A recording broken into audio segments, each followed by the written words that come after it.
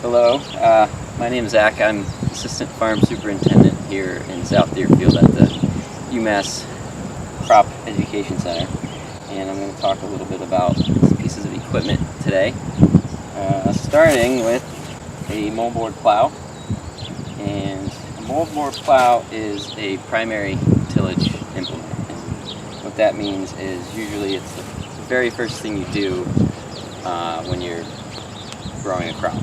And what it does is it's towed behind a tractor and it goes into the ground and it flips whatever is on top of the ground, flips it completely over so it's now underneath and you have bare soil on top. And so this, you're going this way and this goes into the ground and the soil comes up and literally rolls over. You can see the curve and it just flops it over. And this is a 3-bottom plow, 1, 2, 3. And what ends up happening is as you're going, the last bottom, as it flips the soil, it leaves what they call a dead fur. And it's like a trench. And on your next pass through with the tractor, you put your tires in the trench. And as you start plowing again, the first moldboard flips soil and fills that dead fur. And so you just keep doing that until your field is plowed. Generally we plow about 6 to 8 inches deep, and that does a good job of getting all the residue underneath. If you have a really tall stand of rye, sometimes you'll get a little bit of rye sticking up, but for the most part it does a really good job. Now, parts on the plow, you have the coulters, which help cut the ground, and they line up right with the plow point so that you get a nice smooth, the soil flips over nice and smooth. And plows generally leave a hard pan when you're done, so about 6 to 8 inches deep where the plow's running, you get a compacted layer of soil, which a lot of times you might have to mitigate at some point in the fall to help water infiltrate and break up that hard so roots can go down and get to where the nutrients are and the moisture is. Yeah, so that's the first thing we'll probably do in the spring, and then after that we'll go on to the next piece of equipment.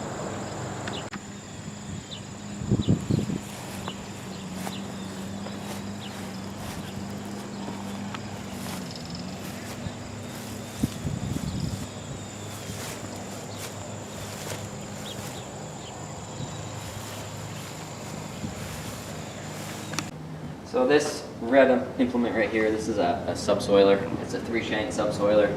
Subsoilers are used generally in the fall, sometimes in the spring, and they're used to break up compaction. So when you plow, and anytime you drive across the field, you're creating compaction.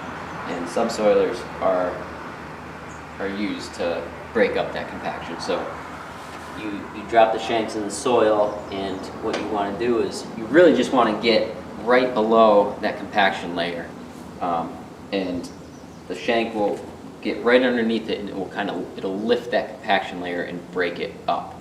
You don't want to go too deep. Too deep doesn't actually, if you get too deep below the compaction layer, it won't actually break it up. You'll kind of end up just driving through it and smearing a trench through the compaction layer. What you want to do is you want to get this point right below that compaction layer, and it will actually lift it up and kind of shatter it. And these shanks, I think, can go about 16 inches deep, but you don't necessarily have to go that deep. You want to break up that compaction layer to allow moisture down, water to infiltrate and create a good root zone. So this right here is called a disc chisel. It's a chisel plow. It's called a disc chisel because it has a set of disc coulters in the front. And this is a primary tillage implement, and they call it a conservation tillage tool because it's a chisel plow, but it's not like a moldboard plow where it turns everything on top under. What it does is it does leave some residue on top. And this one is a 5-shank chisel plow, and the points, the shovels you can get for it, you can get different points for it. And what's on it right now are turning shovels, okay? And if you look at them, they're curved. So when you drop it in the ground, and this, we generally use it 6 to 10 inches deep. We generally use it a little deeper. But when you drop it in the ground, the soil comes up and it slides up the shovel, and then it kind of flips it. But it doesn't flip it as wide of a swath as a moldboard plow. So you only have that much soil coming up and flipping it, but it does leave some residue on top. I think they generally, conservation tillage tools, they rate them by how much residue they leave on top versus how much soil is bare. So I believe this one is, I think, a 60-40, 60% soil, 40% residue. It leaves 40% residue on top. I believe that's what they rate this one at. The coulters on front, they are spring-loaded, so they have a lot of tension on them so that they will cut residue so that it will flow through the shanks a lot better. We generally have used this tool after we combine corn. So if there's a lot of corn stalks in the field, this is a great tool for putting corn stalks under, but leaving enough to help prevent any sort of erosion. So if you plow a field in the fall completely and don't do anything with it, you're left with completely bare soil, and you're more susceptible to get erosion, be it from water or wind. So leaving some residue on top helps keep things from eroding too much, if at all. Yeah, so this is a disc chisel.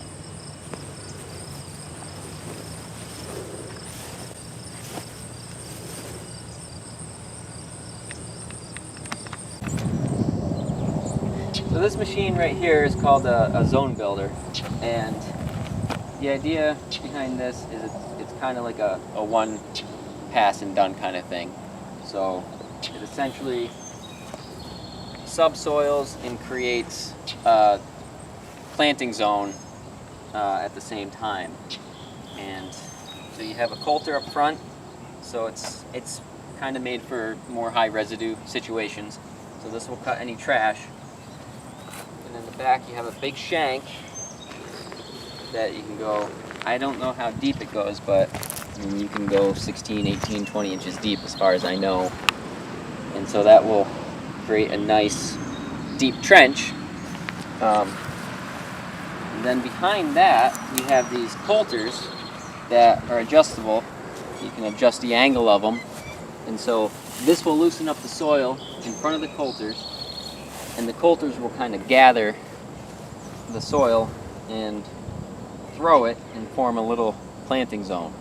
And behind here there's a rolling basket that will kind of level the little ridge that the coulters create and break up any clods, and you're left with a narrow planting zone. And so the idea is that you're not tilling the whole field, you're only tilling where you want to plant. And so that will help keep moisture underground, it'll help reduce soil compaction, and just it's kind of more of a minimum till implement. This is a tractor mounted rototiller, and I'm sure most people have seen a rototiller, kind of know how it works. Again, just run off the power takeoff on the tractor, and it just spins these blades this way or that way depending on the rototiller, and it just chews up the soil. It really chews it up, and generally it will go down 6 inches, roughly 6 to 8 inches is what we generally till at. It's a very destructive implement. We try to use it sparingly just because it destroys so much soil organic matter, and just it pulverizes it to the point where the soil is kind of powder, so there's little structure left in the soil, But if you really want to take out weeds or get a really nice fine seed bed for planting small seed, this is a good tool for it. They come in different widths, and you generally have to go pretty slow as you're tilling, just because it takes a lot of power and to chew the soil up like that.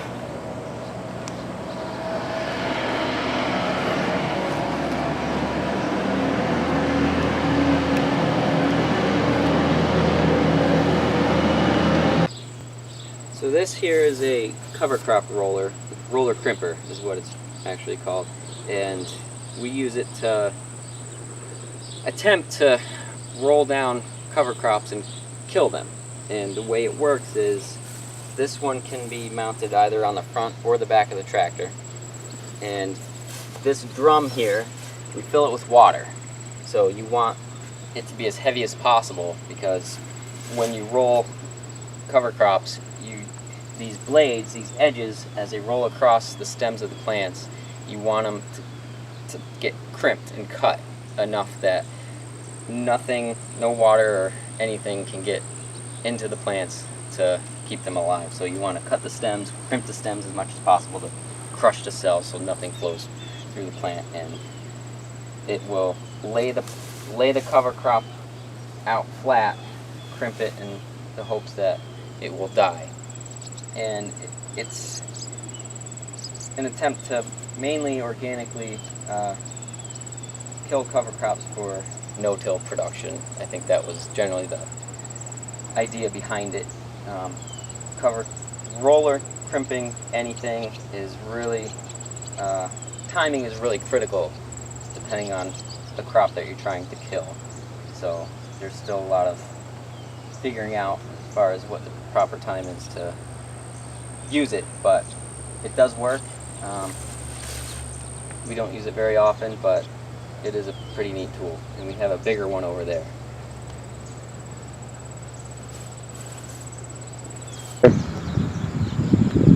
So next up, we're going to talk about a disc harrow, and disc harrow is the second tillage. It's a secondary tillage implement, and what that means is we do it second after we plow. A plow leaves what they call a ridge and furrow. So as it flips the soil, it leaves a mound, and in between the mound they call it a furrow, and then another mound. So the field's really rough after you plow, so after that you have to level it in order to get a nice seed bed to plant into. Otherwise it's just too rough, you don't get a consistent, planter doesn't plant consistently, and your plants will grow different rates a lot of times. So we need to level that plowed field out, and that's what the disc harrow does. And looking at it, you have a front set of disc gangs and a rear set of disc gangs. And if you look closely, you can see the front set are angled like this, and the disc blades themselves, they're concaved, and the way it works, you set it on the ground and it penetrates the ground, depending on soil conditions. It'll penetrate probably 3-4 inches. Sometimes it can go up to 6 inches deep, depending how soft the soil is. But as you drag it through the ground, it throws the soil out. The front disc gangs throw the soil out, and then the back disc gangs, they're angled the opposite way, and the blades are concaved facing the opposite way. And as the front throw it out, the back will throw it in. Because what it does is it mixes any residue on top, mixes it in, any fertilizer you spread, dry fertilizer particularly, you need to incorporate it into the soil, and a disc does a good job of mixing the fertilizer into the soil. So you can adjust the angle of the disc gangs for different conditions. So if you have a lot of crop residue on top, a lot of times you need to set the angle steeper, more aggressive, so that it will throw more soil. And you can adjust the depth. This is a toe behind disc harrow, and you can set the depth right here, cylinder, but on a 3-point hitch. Once we talk about that 3-point hitch disc, you can set it on the tractor. Disc gang, the other thing you need to be concerned with is the pitch of the disc front to back.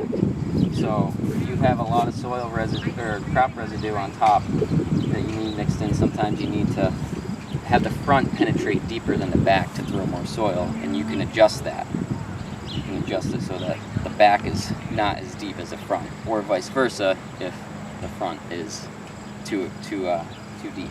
Generally, you want it running level, and that will level out the field after you plow. On the back of this disc harrow, we have a roller, and that just will help kind of smooth things out, and any dirt clods that you have, it will help break them up so that you don't want to plant in a big clumpy dirt. So yeah.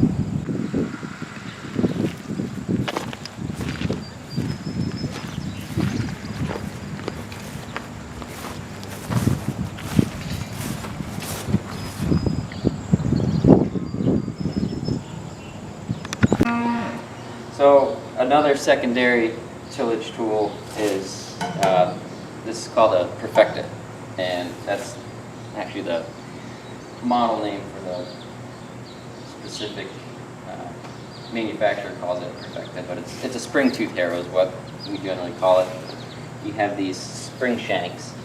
You can see they're spring loaded, and after you plow, or even after you disc sometimes, and you want a nice level seed bed, that's what this is used for. And compared to disking, where you have the disc blades are rolling through the soil and spinning as you do it, you drop this in the ground, and it just, these shanks, these shovels right here, they just pull through the soil. And it's really good in light residue conditions. If you have a few weeds on top, maybe a little bit of cover crop residue or something, this works actually better than a disc for getting things level. These shanks, as you can see, they vibrate, and when they do that, it kind of helps move the soil out a little bit and level things a little bit better. It has a harrow, they call this right here a drag harrow. It's just solid steel teeth that drag and help level things, and then you have a rolling basket, much like the disc behind it, and it helps level things and break up clods. A spring tooth harrow, you don't have to go very deep. The object isn't to till deep with a spring tooth harrow. It is generally used at maybe 3 inches, 2 to 3 inches deep, and it's just enough to take up any light weeds that are growing and to help level for a nice seed bed. And again, you can adjust the pitch this way and that way, and left and right, but you want it level through the field as you're using it.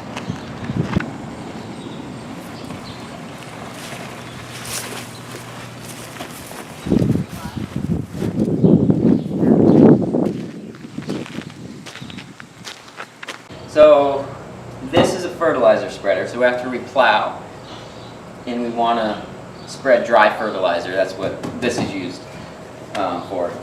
And you just dump the fertilizer in the hopper, and you make adjustments for how far the seed hopper opens, and it lets so much fertilizer out. It's run off the tractor with the PTO, and what that does is on the back there's an arm that swings back and forth, and as this fertilizer comes out, the arm literally just flings the fertilizer in an arc, just back and forth like that. And it will, this one, I think it has a spread of about 40 feet, so it covers quite a wide swath as you're doing it, and it works really well. Yeah, pretty simple. That's what we use for dry fertilizer.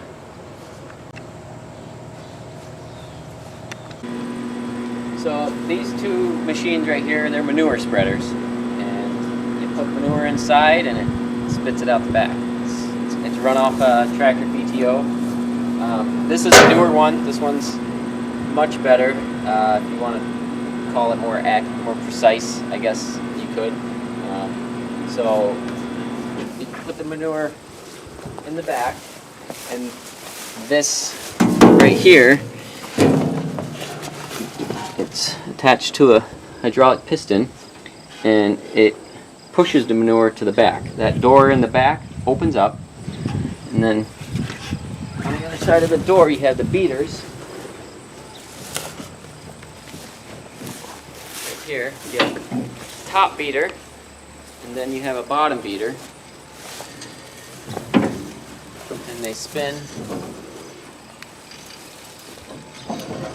in opposite directions, and it throws the manure out and kind of spreads it out. It just kind of flings it. It's not a real precise implement, but when you need to get rid of your manure, that's what you use. You can adjust the rate in which it pushes the manure out the back, so you can adjust the flow to that pusher, so it goes faster or slower. So you can get different rates. This one over here is much older, and as you can see, it's mainly made out of wood, starting to rot away, but you can't really get real precise with this. It's ground driven. The chain is ground driven. The beater in the back is just one beater, and there's no adjusting how fast the manure flows out the back, but it does still work. So yeah, we use it to spread compost, we use it to spread manure. So that's it. So once you've plowed, fertilized, disked, or prepared your field for planting, you're ready to plant. So this is a grain drill, and grain drills are used to plant generally smaller seeded crops like wheat, rye, barley, things that have close rows. This plants at, I believe, 7.5 inch row spacing, and it will plant soybeans as well. 7.5 inches is common spacing for soybeans, and it's high density planting. So things that you plant hundreds of thousands of seeds per acre is generally what you use a grain drill for. And if you look closely at it, the front, these disc blades right here, they're two disc blades, and as they drag through the ground they form a trench. They're shaped like a V, and as they drag through the ground they form a little seed trench, and the seeds drop down this tube, as you can see right there. It drops down and just falls in between the disc blades as they're going right into the seed trench. And coming around the back side, you have to close the seed trench in order to get good seed to soil contact, and that's what these press wheels are for. And they just follow right behind the seed trench and press the soil into it. And you can make many adjustments on it. You can adjust it. These are actually a depth too, a depth stop. These wheels control how deep the disc blades go for different seeds, planting at different depths. Some virgins flew out of the barn. And if you look inside here, the seed hopper, this is, I don't know if you can see, it's kind of dark, but you can see where the seed goes. And each row has a hole where the seed drops down in. And this grain drill specifically is a conventional grain drill. It won't plant in high residue conditions where you have a lot of cover crop residue or trash on top. You need a clean field for it to work properly. So that's the grain drill. So this right here is a plastic layer, and so for vegetable production, people that grow on plastic, this is what they use to make their beds. It lays the irrigation drip tape and lays the plastic all in one pass. So the tractor gets hooked up here and you're driving this way, and when you set it on the ground, right here, these wings, they sink down into the ground, and they as you're driving, they pull soil in here. And they get narrow in the back, and what that does is it packs the soil in to this bed shaper in the back. It packs it in nice and tight. And as you're pulling forward, the bed shaper, it makes a raised bed like that. Comes up probably about 4 inches. You can change the height of the bed it makes. So generally we're about 3 to 4 inches raised bed. And it pulls the soil in, raises it up, and the top is smooth, so it makes a nice, smooth, level bed. Now, the strip tape gets run down through this tube and runs along the top of the bed as it's being made. And it comes out the back over here. The plastic is on these rollers. See it coming out, and you run the plastic out the back here, and you pull it out the back when you start. And these wheels right here, they'll hold the plastic in place on either side. And the drip tape will come right down the center out the back. And as you start driving, these wheels will hold the plastic in place. The drip tape you have to tie off to a point. So we generally put like a shovel or a stake in the ground, tie the drip tape off. And as you start driving, the plastic gets fed out, your bed is made, drip tape gets fed out. And these disc blades, they pull in soil and throw it on the edge of the plastic to cover the edge, to hold the plastic down so that wind doesn't get underneath it through the season. And these shields just keep the dirt from getting thrown on top of the plastic. So it makes a bed, raised bed, lays strip tape, and lays plastic all in one pass. It's a really, really neat tool. This is a water wheel transplanter, and they use it to plant starts. So they'll start their plants in the greenhouse, and when it comes time to plant, they will set the trays up here. 2 people ride on the back, and it's hooked to the tractor. And these wheels right here, they have, they call them dibbles. It's just like a wedge. And when you set it down onto the ground,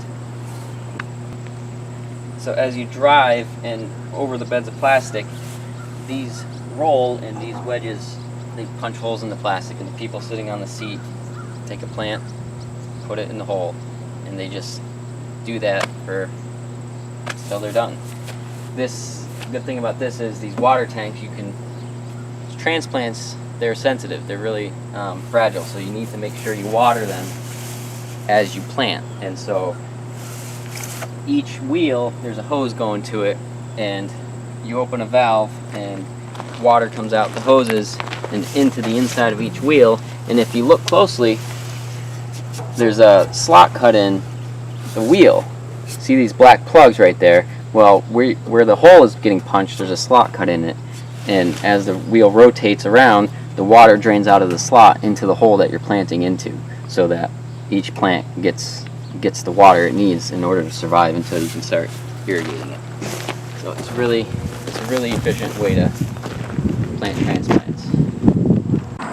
This is one of the newest pieces of equipment we have on the farm. They call it a till and seed, made by Brilliant, and it's made for planting small seeds into light residue conditions. So if you have a light cover crop that just died, you can use this to plant small seeds. And what it does is you have these spike wheels on the front, and those kind of lightly till the soil, and these actually drive the hopper shafts to draw the seed down to plant. So these lightly till the soil, the seed gets drawn down out of the hopper and falls right behind these spike wheels. And on the back, you have a roller that presses the seed down into the lightly tilled soil. And it's made for planting seeds that require a shallow depth. You're not going to be planting corn with this or soybeans, because those you plant a lot deeper. But for small seeds, clover, for instance, would be a great seed you use this for. And you can use it for overseeding pastures that need it.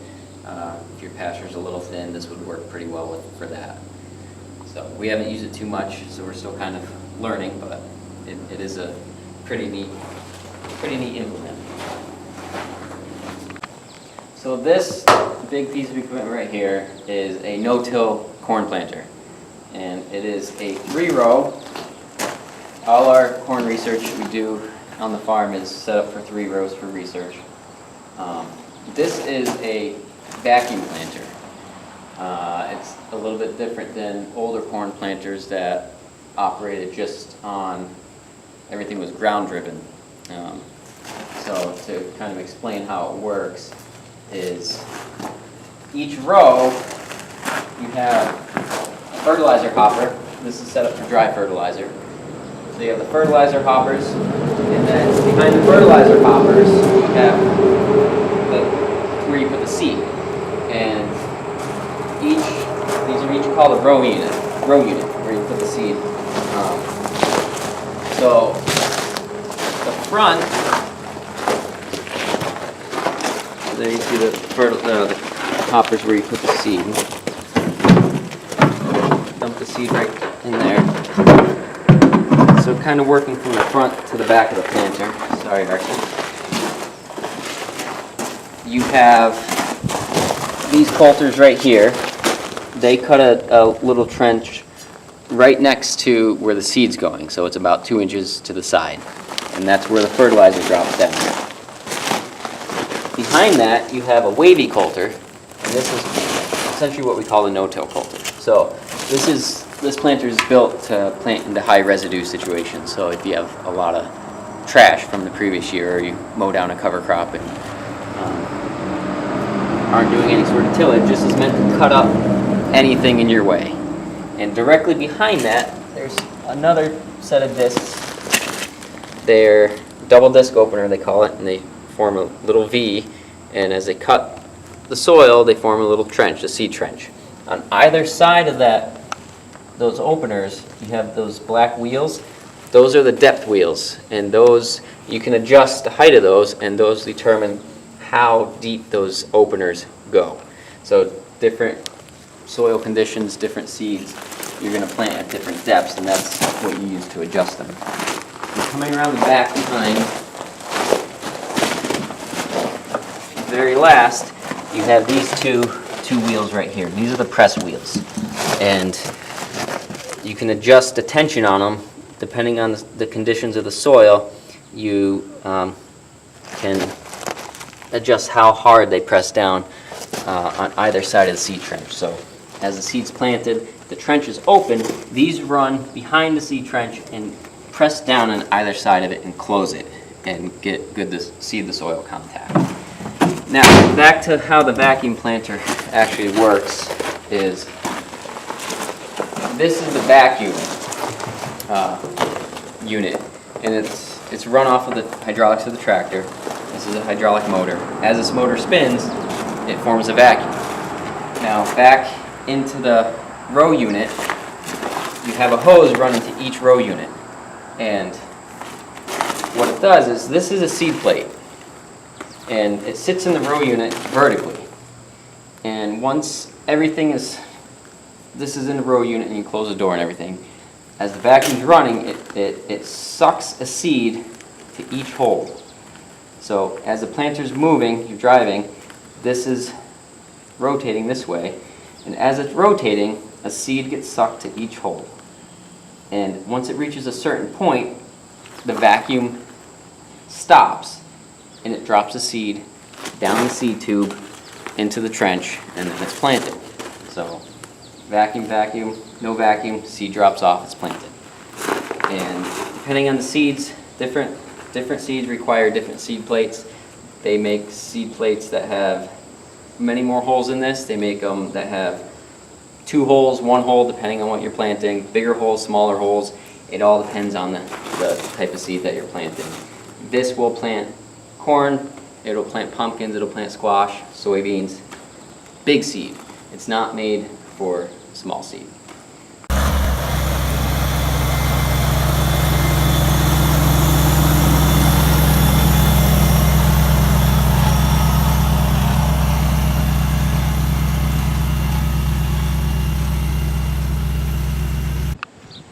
So another cultivation tool that we use is a multivator, and this is set up again for plastic cultivation, and it's essentially 2 rototillers. That's all it is, and again towed behind the tractor. and you can adjust how deep it goes with these wheels, and you can adjust how much pressure is down on the rototillers by adjusting these cranks with that spring. And different soil conditions require different tension on the springs and different depths depending on how deep the weeds are rooted. And it's really nice and really fast. And you can get these in different widths, so you can change how wide of a path it rototills. And this one actually I've used in corn planted in 30-inch rows, and it does a really nice job. So this is a cultivator, and it's built by I&J, and it is actually a quite versatile cultivating tool. There are different attachments you can get for it. Right now it has these spring tines on it and little shovels on it, so you can change the shovels out to narrow or wider shovel.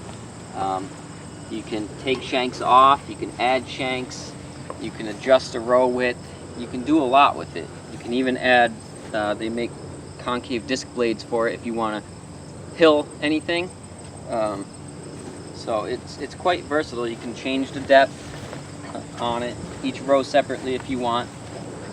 It's nice because the way it's built, you have this is called parallel linkage, and so you have a gauge wheel, so it follows the contour of the ground as you're using it, so you have a consistent, everything's at the same depth. As long as everything's adjusted right, the parallel linkage allows the cultivator to follow the ground, so it's nice and consistent with its cultivation.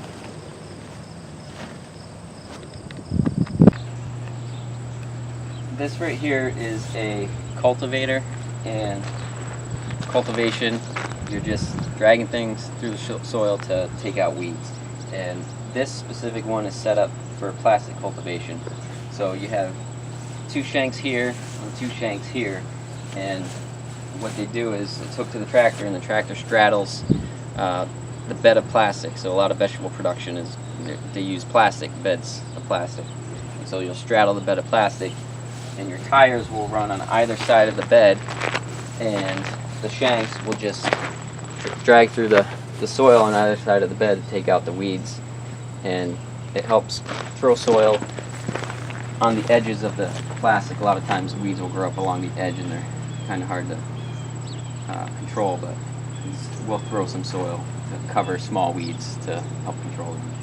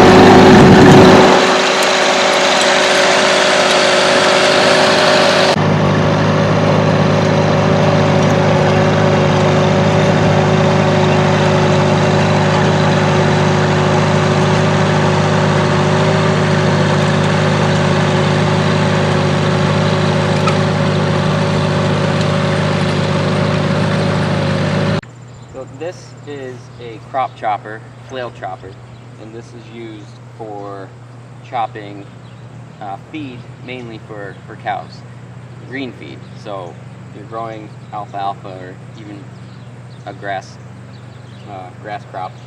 This, you use it, it's like a big lawnmower essentially, and you go across the field and it spins really fast, and it cuts the field, the alfalfa or whatever you're growing, it throws it into here, and it augers it over to here, and there's a chopper in here. And what it does is the long pieces that you just cut get chopped up into real small pieces in here, and then they get blown up the chute, and you tow a wagon behind this, and it shoots the chopped feed into the wagon. That's the wagon we use to tow behind it. And once that wagon is full, you go and dump it in a truck or dump it in a bunk or wherever you're storing it, and then you cover it with plastic, or you can even blow it into a silo, and it's for making silage feed. So this right here is a mower conditioner, and this is what we use to mow our hay fields. And it's what's called a disc mower. It has blades, swinging blades. So there's 2 on each one of these rotors. Older hay mowers, like a sickle bar mower, they worked a lot differently, and not many people use them anymore. Sickle bar mowers, they used serrated knife blades, and they had a fixed set of knife blades, and then they had a set on top that moved back and forth like that. And it literally just kind of sheared the grass as you cut it like this, and they had a tendency to plug up, and they were extremely dangerous. So some really intelligent person came up with what they call a disc mower, and these just literally spin at a really high speed, and they spin in opposite directions. So these 3 spin this way, and these 3 spin this way. And if you look down here, after the grass is cut, or clover or whatever hay you're cutting, the grass flows through the mower blades. And right here, this is called a conditioner, and this is an impeller conditioner. And what it does is it spins really fast like this, and these blades right here, they just literally beat the grass or whatever you cut. They beat it, and the idea is that it just breaks the cells of the plants, and so it allows the hay to dry that much faster. So if you don't have that, you cut the grass or cut your hay field, you have all that water left in the cells, and it takes that much longer for the hay to dry out. So mower conditioners, they have some sort of a conditioner that breaks the cells of the plant so that as little water is left in the cells as possible, and it will dry that much faster. So the hay, you drive that way, the grass and hay goes in the front, out the back. It gets dropped out the back in what we call a windrow. And so after you go around, you're left with rows of cut hay.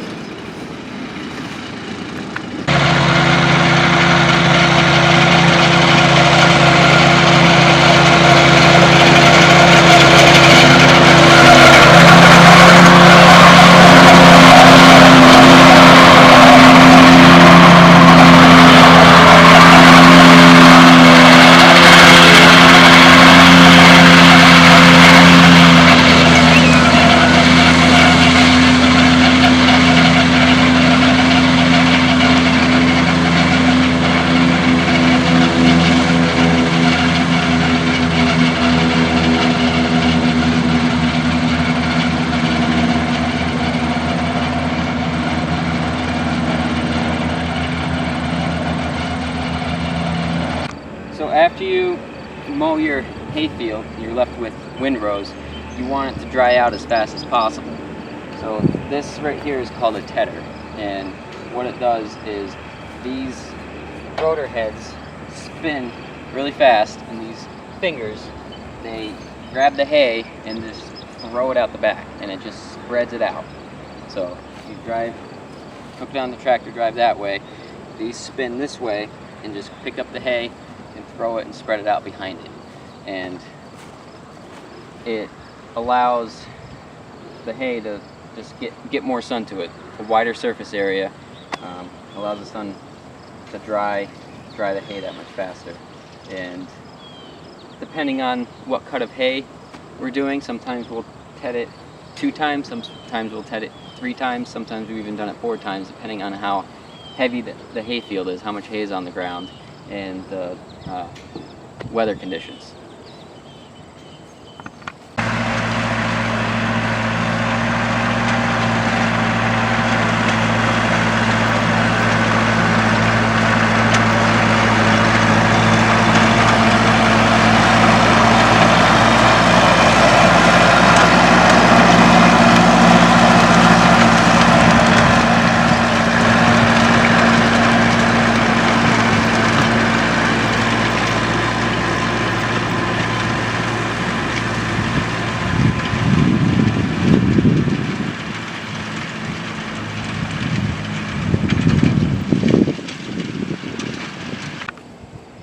So after you ted the hay out and it's nice and dry, the last thing you need to do before baling is raking. That's what this is. This is called a rotary rake. And what it does is it rotates this way. You lower it to the ground, it rotates this way, and it just throws the hay against this apron, they call it, and it forms a nice windrow. So the action of it as it rotates, as these fingers, they drag just above the ground. You want to pick up as much of the hay as possible. So they swing this way, pick up the hay, and they actually kind of corkscrew the hay. They roll it, so whatever's, much kind of like plowing, whatever's on the bottom now is on top, and it fluffs it up at the same time. And when you put dry hay in a windrow, it actually helps with the drying process even more, because there's so much airspace between the leaves in the windrow. It allows a lot of air to get through it, and it speeds up the drying process quite a bit. There's times when we have to rake a field twice, depending on the conditions, because sometimes the stuff on the bottom after you ted it out doesn't get completely dry, and hay can absorb a little humidity from the air, and sometimes you have to re-rake it to get the hay dry enough to bale. But this is rotary rake.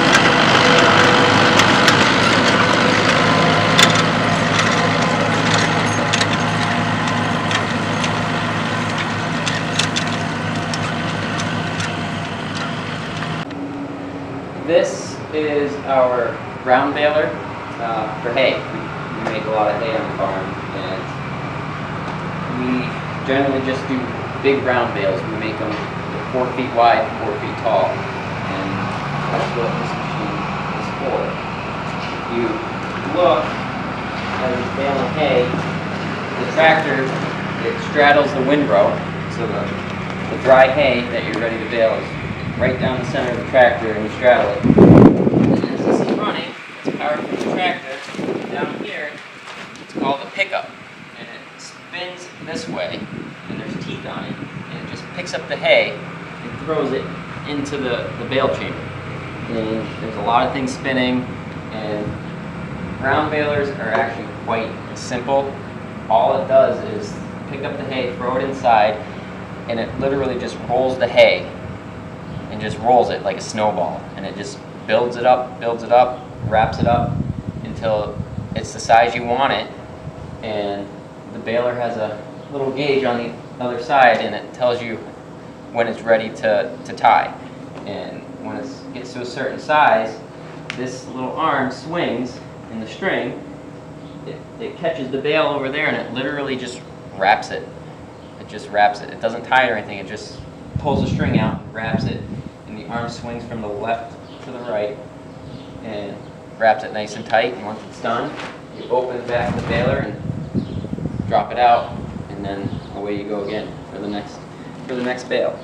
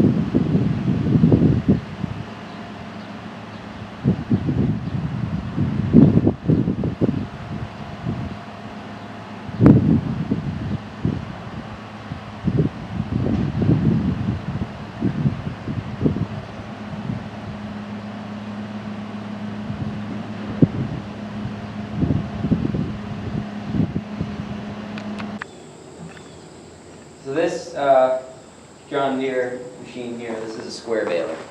And we don't use it very often anymore, but it's a handy machine. And much like the round baler, it picks up the hay and throws it in and spits out a bale, a square bale. So you have the pickup right here. Again, it's spinning this way. It brings the hay up into this auger. The auger spins and pushes the hay this way. In here, you have these fingers. They go like this. And they grab the hay, and they move the hay back into here, and that's called the bale chamber. That is where the square bale is actually formed. In the chamber, once the hay is shoved into the chamber, right in here, you have what's called a plunger. And the plunger moves back and forth like this. And it literally just slams the hay to the back of the baler. And it just keeps doing that until the bale is the right size. And once the bale is the right size, there's what they call a knotter back here, and it ties the string into a knot, and the bale comes out the chute. And you either grab it and throw it on the wagon or let it fall to the ground. Knotters are kind of a marvel of engineering. I don't know how they work, but they work somehow. Yeah, square baler. This is where you keep the string, and it's fed through some way to back here, and then it gets tied and cut in there. And this is a conditioner, so if the hay's a little green, not fully dry, we'll use a preservative in this, and it will actually spray the windrow as you're baling to help preserve it so the hay doesn't go moldy.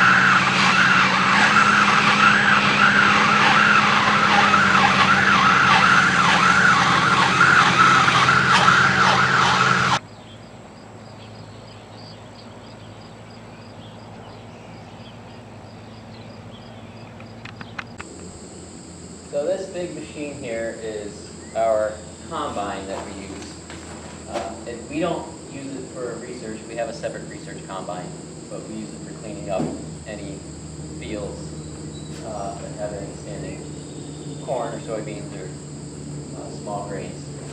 So right now, this is set up to harvest corn, and this right here, this is the corn head. And I guess to explain what combines do, they thresh the grain, and so they will take whatever grain you're harvesting. So this is for corn, for instance. The corn, this is a 3-row head, and all our equipment for corn is set up on 3 rows. So you have 3 rows of corn, and when it's time to harvest it, you're driving this way. The corn goes in here, and everything, there's a lot of moving parts on a combine. So the corn will get drawn in here. These chains are called gathering chains. They pull the corn in, and right in here, way down in here, you have these rollers. They roll down like this. And what they do, they suck the corn stalk straight down, actually. And the way corn is harvested, the stalk goes down, and the ear is literally stripped off. The ear can't fit through here, so it literally is just stripped off. These gathering chains bring the ear into here. This auger augers it to the back here. And right up in here, there's a drum with fingers that's spinning, and that throws the ear into here. And inside here is where the threshing really occurs. So you have your ear of corn that has the husk on it and the silks and everything.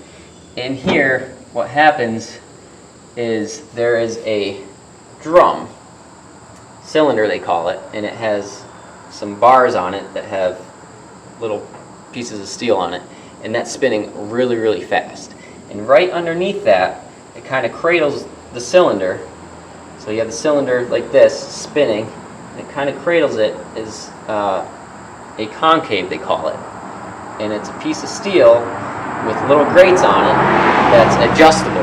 So it moves down and up, and it reduces the clearance between the cylinder and the concave. And what that does is the grain gets sucked in between the cylinder and the concave, or the ear of corn gets sucked into between the cylinder and concave, and it knocks all the kernels off. And what you're left with is the kernels go in the back, the ear that's left, the cob of the corn, it gets all thrown in the back. And there's a series of fans and shakers in here that separate the grain from the trash. So all the husk and silk and the cob are separated from the kernels. If you come back here, you can kind of see what's going on. So everything in here is moving as this is running. These are called straw walkers. These are literally walking. You can see the shaft right here, how it's shaped the way it is. As it's rotating, these are literally walking like this. And all the stuff that's on top gets walked backwards. So the trash is on top, it gets walked backwards. If any kernels make it on top here, they fall down through into here, and they're sloped like this. So the kernels will fall that way. Big trash will get walked backwards and fall out here. These are called the sieves. Okay? Up front, it's a shaker pan. Everything down here is moving back and forth really fast. And what it does, any of the kernels that come down and make their way down to the sieves, these are adjustable. You can make these wider or smaller. And you want the kernels to fall down in between the sieves. All the trash like this, see how there's no kernels on it? The cob and the husk can't fit down between the sieves. This is shaking back and forth. As it shakes, the kernels fall down, the trash gets bounced back and out of the combine. Kernels fall down below in here, and there is a fan that, or actually it's an auger on this one. There's an auger. There's a tube down here. The kernels get down into the tube right here and fed up an auger.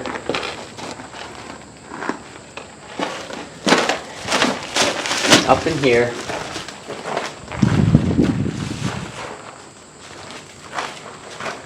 Eventually make your way into the topper up top. Actually, take it back. There's two directions that goes. That is a reclean, so if it needs it cleaned anymore, it goes up that way. The clean seed that's ready comes out this side and goes up into the hopper. So when the hopper's full and you're ready to dump the combine, this big tube right here has an auger in it.